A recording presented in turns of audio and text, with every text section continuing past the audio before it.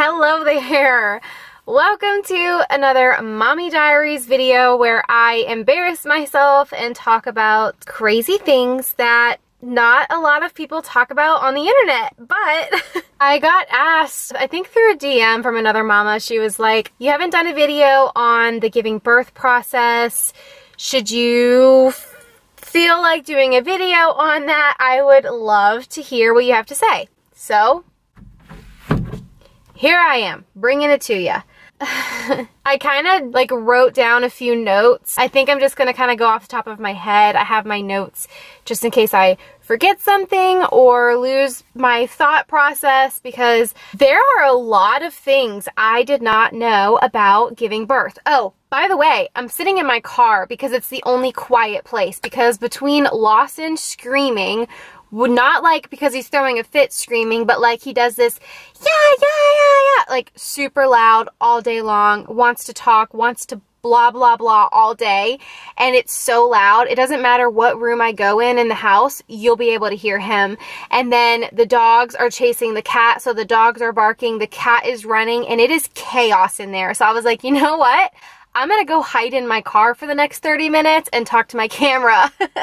So that way I could get this video done, because it has been a hot minute since I've done any video on my channel. It's been a hot minute since I've done a Mommy Diaries video, and I have just been wanting to talk about this for a while, and so I'm so excited to finally sit here and just get it all out. So here we go.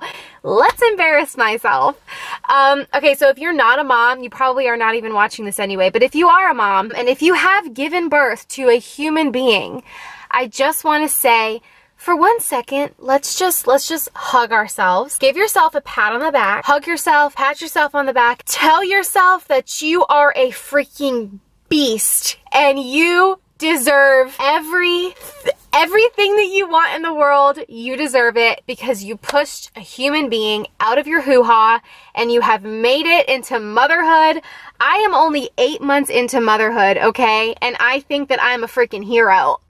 So I talk all the time on my channel about how my husband and I want 4 kids. I might be insane, but there are some moms out there who are like, I can just have 20 children running around my house because I just love it that much. Motherhood and being pregnant and giving birth is just amazing.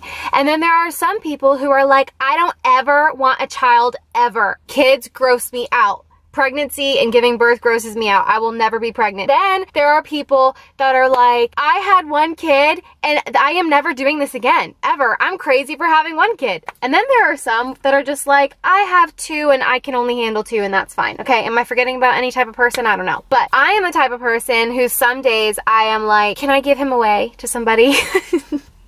I'm just kidding. I love my child so much, but sometimes I come in my car and I just sit here for a minute. And then some days I'm like, he's perfect. Being a mom is perfect. Let's just have 4 kids as fast as we can. A couple hours later, I change my mind again. So I haven't made up my mind. All right, let's really get into the giving birth process. I think that I also need to have a video on what happens to your body after birth. I really think that I need to talk about that part, because that part is a whole other video, and that is also something that nobody freaking warned me about, and no one told me about, and I am really upset that nobody told me any of this, because what I have had to go through with body image and what this all is now is so depressing. Like, oh my gosh. Okay, first of all, I wasn't mentally prepared to go 10 days past my due date, so that was not fun at all. I feel like it's really dark in here. Maybe that'll help. My due date was July 15th,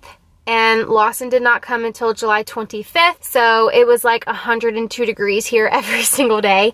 I was so swollen, and I will insert pictures here and here and here and here to show you how swollen and nasty I was. Some people are pretty when they're pregnant. I was not a pretty person. I'm very jealous of the women who are beautiful when they're pregnant. Me?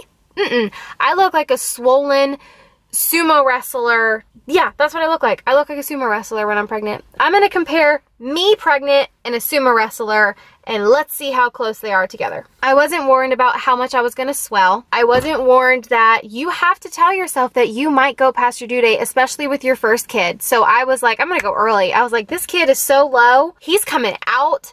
he's gonna be here a week early. So I'm only gonna have to be pregnant for 39 weeks. Lucky me. I told myself that. That was a lie. My water was not breaking. Like what? Mom brain, see? My water did not break on its own. I had to have my water physically broken by the doctor, which sucked. I did not have my epidural, so I felt all of that.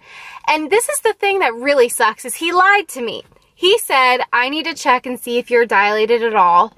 He said, you haven't dilated in your water. You know, do you want me to break your water? This might help push things along. And I was like, yeah, how do you do that? He said, it's really simple. And he said, I'm going to do it now. And I was like, okay. And he was talking to me while he was sliding something, you know, so the nurse gave him something and he's like going like this, like under the blanket, like talking to me like, yeah, it's really sunny outside today, isn't it? Yeah. And he's like sliding this thing and I'm like, I know that you're hiding something from me, but I don't know what you're hiding from. Little did I know, it's a freaking hook, like a crochet hook that he's about to stick up my vagina and break my water. Like, are you serious? So he sticks this thing up me and goes and breaks my water. That was not a good feeling at all. So all of a sudden I go, ah! All of a sudden this warm, hot liquid is just going underneath my butt, and it's just getting all over the bed. It's like soaking me down. And he goes, I just broke your water. I'm like, no crap. No freaking crap. You didn't warn me that you were... So my husband was sitting on the side of the bed holding my hand the whole time. He knew. He knew the whole time. He didn't warn me. He wasn't like, hey babe, they're about to stick a hook up your thing. Like, if he would have said that, I probably would have shot out of the bed as fast as I could. They broke my water when I was, I think, 15-ish hours into like waiting for something to happen, after I had already taken 1 or 2 pills of Silotech to try to get the process going, but nothing was working. The Pitocin was what finally made me start to dilate. I was about 24, 26 hours into labor when I finally asked for the epidural. I'm not kidding. The only way that I can explain how to say this, and if you have children in the room, you need to not watch this video until you are alone. I thought that my butthole was breaking.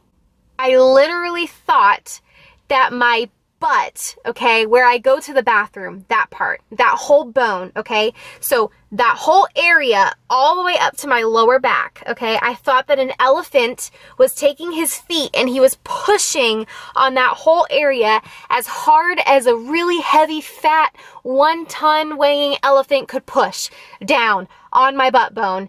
And I was like, Austin, my a-hole is coming out of my body. It's coming out of my body. And he's like, what are you talking about? And I'm like, I can't. I'm hurting so bad. And I would like squeeze the sheets, and I would grab anything that I could, and I would go like this, and I would hold on to it as tight as I could because there was nothing that was going to relieve the pain. Like, I was hurting so bad. And so it was awful. And I mean, so I could only handle that, but for so long. So they finally gave me the epidural. I mentioned this, I think, in my giving birth story video, that Austin passed out when I got the epidural. Literally passed out. Like, he fell, like, boom, down to the ground, fell, passed out, cold. When his head hit the ground, he woke up and he was like, ow, like that. It was a mess. It was a disaster. So yes, next time I get the epidural, he has to be in a chair because he can't handle that. After that, I got to take like a 30-minute nap, I think. I didn't sleep much at all, but I really tried. I was starving. I didn't get to eat for about 40-something hours, which this is the part that sucks, is when you have to be induced, so you have to go to the hospital, you're not allowed to eat anything, okay? I brought Chick-fil-A with me to the hospital, of course, because I ate Chick-fil-A about 3 times a day during my whole pregnancy, which is why I was a sumo wrestler to begin with. And I brought my chicken biscuit and my frosted coffee with me and my hash browns with my Chick-fil-A sauce. Like, I was ready to just pig out before I was going to give birth because I didn't know what the heck was about to happen to me. I was so nervous driving to the hospital that I thought I was going to get sick. Like nervous feeling sick. So that was not fun either. I had to like do this the whole time. It was awful. They would not let me eat that chicken biscuit. They said liquids only from here on out. You walk in our doors and you only get liquids. So I had a lot of chicken broth, like chicken soup broth, which was really good actually. I guess because I was starving, it was the only thing I could have. So it tasted really good. That's what I had the whole time I was in the hospital, basically until a few hours after I gave birth. The hard part is having no energy and no food in you, that you have no energy to push. So that was really, really hard, is finding the strength to push. After I get the epidural, there's another 6 to 8 hours of nothing happening except for me dilating. They put the big peanut ball between my legs and had me switching from side to side, but I couldn't feel anything. She was like, lift your leg. That is a weird feeling, is when somebody tells you to lift your leg and you're like, I can't lift it. I can't, like, it was weird. It was so weird. The Pitocin made me feel like I was drunk. So I literally thought that, I think I told Austin that I was on an elevator a couple times. So the Pitocin made me feel like I was drunk, which was a good feeling because, you know, you go 9 months without alcohol and then that's your first taste of what alcohol, you know, gives you that buzz feeling. And so it like really hits you and you're like, oh, I'm floating on a cloud, I'm in an elevator. It's really nice. So I had the epidural, so I can't really tell you what natural birth feels like because I did not experience that. And I wish that I was mentally strong enough to be able to do it, because I would love to do it, because I am a no medicine type of person. I'm a very all natural type of person as it is. So as surprising as it is that I haven't tried to give natural birth, I'm just terrified of it, if I'm being completely honest. And so that's a whole nother topic for a whole other video. So I had the epidural and I started to push. I had to push for 3 hours. I pushed for 3 hours. And okay, so here's the funny part, is after a contraction, because the nurse had to monitor the screen and tell me when to stop pushing, I was like, can I push again? And I would push 4 or 5 times instead of 3 times. And she was like, yeah, go for it, girl, go for it. I was like, you're going to get this child out of me. You are going to get him out of me. When Lawson started to get, which is the part, he started to rim, is that what it's called? I don't know. Where his head was like at the edge of my area, okay? So his head is, oh, crowning. That's what it's called. It's called crowning. Austin was watching the whole time, which made me feel really self-conscious because my knee is right here next to my ear, okay? And he's pushing on my feet. The nurse is pushing on my feet. I'm pulling on my legs and I'm going, and I'm pushing as hard as I can. I'm like, please, I hope I don't poop. I really hope I don't fart. I hope that nothing awkward comes out of me. Like I was so self-conscious the whole time. So anyway, she was like, I see his head. I can see some hair. I see his head. And I'm like, that's disgusting. Don't tell me that, because this whole thing is just blah to me.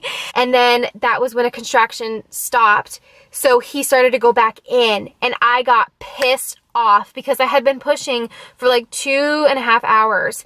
And so I could feel, even though I had the epidural, there was an intense amount of pressure, which I guess that's the part where if you don't have the epidural, that's the part where they say it's like the ring of fire. I was getting actually really discouraged and really angry that Lawson was going back inside of me after I just got him to that point. And I'm like, child, do you not understand how freaking stubborn you're being? I am trying so hard to get you out of here so all of this can just be over with already.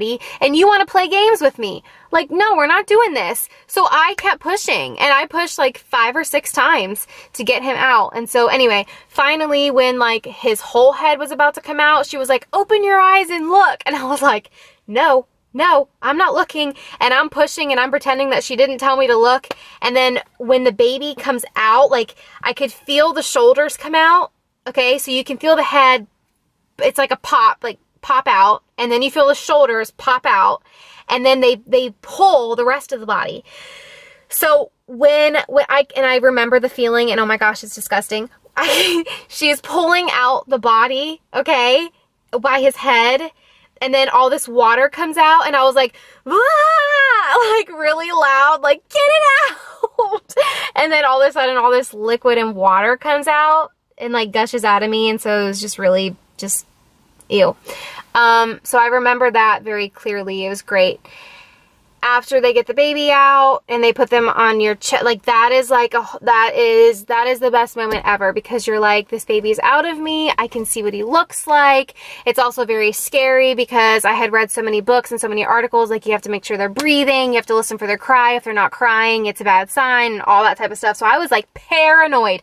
So paranoid. Then they like check the baby. They do all of the routine stuff for that while they're cleaning you up. So I'm getting cleaned up. They're putting the catheter in me to empty my bladder, which was not fun, but I couldn't feel anything, but I knew she was doing it. So it made me feel gross because just like mentally it's just all that stuff is meh. And then I wasn't allowed to get out of the bed for the first time until I had a nurse help me. And then after the nurse assisted me and she thought that I was good to get out of bed by myself, she would let me. And I guess I had back labor. I think that that is what the pain was to begin with in my lower back, where I said it felt like my butthole was falling out. And when I was sitting in the bed, I had to keep going like this, okay? So when I would go like this and I would push myself up to like move out the bed, I was literally crying actual tears, and I was going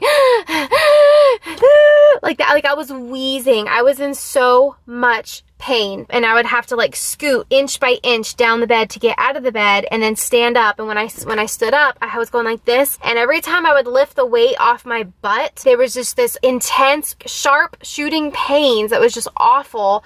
And I'd have to walk like a grandma, like a crippled grandma, like this, foot by foot by foot, to walk to the bathroom to go pee. The very first time that I had to go pee, I sat on the toilet and I was like, okay, slowly, we're gonna do this. Oh, by the way, I did rip. I had to have 2 stitches. I don't know, I guess it was I think it was a 1-degree tear, so I had to have 2 stitches. I was really scared of hemorrhoids, and then I was really scared of the stitches popping and like coming out when I was gonna go pee, because I didn't know, because nobody told me anything, okay? So I'm sitting there on the toilet, and I have the bar that's on the wall, and then something else. Maybe there's 2 bars, or maybe it's my leg or something. I was holding 2 things like this. I was bracing myself, and I was like, okay, let it go. And I let one drop out, and I was like, ah, no! Like, it burned. It hurt so bad. So I pressed the button or pulled the string or whatever for the nurse to come in. So the nurse comes in like 30 seconds later, and she's like, what's wrong? What's wrong? And I'm like, you have to sit here while I pee. I was like, are these stitches going to come out? She was like, no, the stitches are just going to dissolve. They're going to stay. They're not moving. You cannot get those stitches out. And I was like, where are the stitches? And she was like, you can feel, if your hand's clean, you can feel where the stitches are. I was like, no, no, no, I don't want to know what's down there. I don't want to know what it looks like. I don't want to know anything. And so I had to hold her hand, hold the bar, and pee. And so I'm like, while I'm like letting the pee come out, it was so scary. I was like, if I have to go poop, are the stitches gonna come out? She's like, no, honey, they're not gonna come out. The first time you go to the bathroom, number 2, after you give birth, you think that your uterus and your stomach and all of your inside guts are coming out with your poop. You think that everything is just gonna be in the toilet. It is a nasty feeling. It is a terrifying moment, and you just gotta get through it, okay? Because all the poops after the first poop are okay, but the first one is not fun at all. I'm just gonna go ahead and let you know that. But yeah, so the first one is really, really rough. I tell you what though, the spray, the bottle, the Perry bottle, is that what it's called? They give you that bottle, and you can put warm water in it, and then you can lightly spray. That's how I wiped myself clean. And I mean, I used toilet paper and I used wipes, and but I used that to like relieve some pain and some like, just, I don't know, it just felt really good. And then the really cold witch hazel pads that you can put on your pad, I would line those up into layers, and oh my gosh, that was the best feeling ever. And then you use an ice pack, and that's such a good feeling. So going to the bathroom, even just to pee, for a long time, like I think 2 weeks, maybe just a week. For me, it was only a week straight of doing that. So going to the bathroom was a huge process, but the bleeding does stop, and it slows down dramatically, and you start to feel a lot better. And going to the bathroom isn't like painful at all anymore. It's just going to the bathroom normal, but you're cleaning up all this stuff and you're putting new stuff down. So the hospital gives you a bunch of stuff to take home. You don't have to worry about buying anything. I bought a huge pack of Always pads that are literally as long as my freaking arm, okay, from here to here. That's how long the pad is. And I put witch hazel and aloe vera on it, and I stuck it in the freezer so I could have them. I never used them. I used like 3. I still have them in my freezer. So don't do that. That was a waste. It's a spray. It's like a numbing spray that comes in an aerosol can. That feels so good. It feels so, so, so good. I went through probably 12 of those cans. I'm not even kidding you. Get as many of those cans as you could. I was hiding them. I was putting them in my bag, and every time the nurse would come in, I'm like, I need another can. She's like, okay, I need another can. Every time she came in the room, I was getting a new can from her, because I was like, we're paying for this. I need to have all these at home with me. I think I still have leftover ones because I had so many, because I was like, I cannot run out of this. It feels so good. So that really, really helps for sure. So all of those things help you feel better afterwards. Another part that really sucks is when they have to check your stomach. I don't know if they're checking for clots. They're checking for some pockets. They're checking for something in your stomach, okay? That freaking hurt so bad. It hurt so bad. I don't even know why, but it hurt in my back. It hurt my stomach so bad when they have to come in and they're pressing on your stomach really hard because they're feeling for things.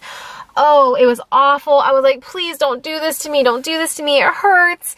Like, bad. So they had to check that every couple of hours, which sucked. I hated that part. For a while, I really didn't think I was ever going to be able to walk again. And I'm not being dramatic when I tell you that. This was maybe 5 o'clock the next day. The nurse told me, she was like, what's going to help your back pain and what's going to help you heal quickly is you walking. We were walking the halls. Austin would push Lawson in the cart. He's swaddled up and he's sleeping, and I would hang on to the cart or I'd hang on to him, and we're walking, and I had to walk so slow. I was going like this because it hurt so bad. Like, I don't know what happened to my back. It was the most traumatic thing. I don't know if this is normal. I don't know if it happens to everybody. Let me know in the comments if this happened to you, because it really happened to me and it was awful. But I was walking really slowly, and my back pain was so bad. I still have lower back pain to this day. When I lay flat on my back, when I lay flat on my stomach, that same pain is in my back. It doesn't last all day, and it's not as strong as it was in the hospital, but I'm really not sure what I did, if I caused it, what caused it. I don't know. I do know that I was pushing hard.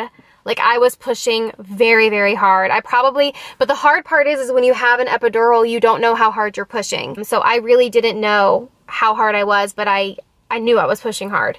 So that was like the difficult part, is I really think I did some damage with pushing. Because, oh, then also, before she told me to start, when she told me, okay, we got to start pushing now, you are fully dilated, it is time to go, I started crying, and I was like, I don't know how to push. I don't think I can do it. Like, I was freaking out. I didn't think that I could push. Like, I was bawling, and I'm hanging on to Austin, and I'm like, I can't do this. I can't do this. You're gonna have to just cut me open. I'm gonna have to have a C-section. I can't do this. And she was like, just push like you're going to the bathroom, but just try to push towards the front. And I'm like, I can't do this. My nurse that was there holding my hand and guiding me through this and breathing with me, she was an incredible support system. Super incredible. And I was so lucky to have her. When I got home from the hospital, it was a huge, like, overwhelming, scary feeling. I was like, I have this little tiny human that I'm responsible for, that if anything happens to you, it's my fault. I don't know how to take care of this human. Like, that was scary. That's a whole other video. So coming home from the hospital topic, like what goes on in a mom's brain and what you deal with after that, like the lack of sleep, the breastfeeding, all of that, that will be a whole other video topic. I don't know how I had my camera stand up, but it won't stay anymore. So good thing I'm done talking. But anyway, thank you so much for watching, and I will see you in the next video. Bye. Mwah.